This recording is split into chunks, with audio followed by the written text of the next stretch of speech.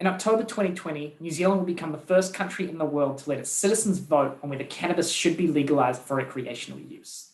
The referendum asked New Zealanders, do you support the proposed cannabis legalisation and control bill? Now, while the bill aims to legalise cannabis, it also sets out a number of conditions to reduce some of the harms of cannabis use. For example, there's a legal limiting purchasing age of 20, so you won't be able to buy cannabis if you're under 20, and there'll be a limit on advertising. Now, while in New Zealand, cannabis use is very common, and there was a lot of support for legalising medicinal cannabis use, the recreational cannabis referendum opinion polls have been all over the place, with the most recent polls suggesting that it could go either way. So my research team and I wanted to potentially offer an alternative to these opinion polls. And to do so, we decided to monitor chatter on Twitter in the build up to this referendum to look at, firstly, are more pro or anti-cannabis related tweets being written as we approach the referendum? And secondly, do we see any late swings in opinion as certain events occur? For example, as famous people come out to support or come out against the referendum. So to do so, we used a commercial platform that had access to every cannabis related tweet ever written in New Zealand. And we coded each of these as either pro, neutral, or anti-cannabis using the platform's machine learning functions.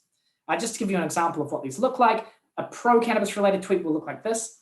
I'm voting yes, cannabis should be legal. A neutral tweet will say something like this, read up on the cannabis referendum. And then finally, an anti-referendum tweet will look like this. I'm voting no, cannabis should be illegal. So we looked at every tweet written since it was announced that there would be a referendum.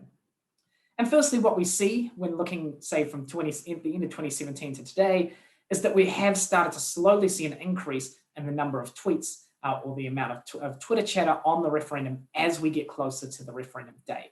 Secondly, when we look at all tweets written since 2017, it does look like there's slightly more pro-referendum chatter than, say, anti, so 41% versus 24%. But the real interesting results lie in these past few months as we really get into voting and as voting has started to open. For example, if we look at just 2020, we see that 55% of tweets written in 2020 are pro-referendum or pro-legalization versus 17% that are anti. Now, so this may lead you to believe that New Zealand will overwhelmingly vote to legalize cannabis. There are, of course, some limitations to our strategy. So firstly, Twitter users tend to be slightly younger, and unfortunately, younger people in New Zealand tend to be less likely to actually get out and vote. So it's likely that we're oversampling that younger group who may be actually less likely to vote. Secondly, we're limited to Twitter. It would have been excellent if we could have included things like Facebook and Instagram, but post-Cambridge Analytica, it's almost impossible to include those platforms.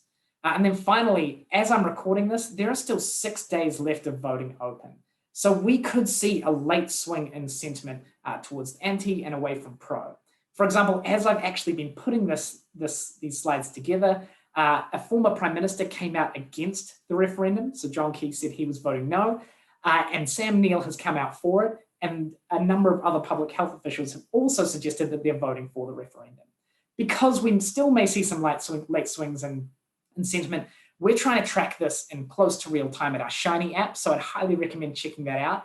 And then finally, my last point is, if you're in New Zealand, make sure to vote. It's never been easier in New Zealand to vote. Thank you very much.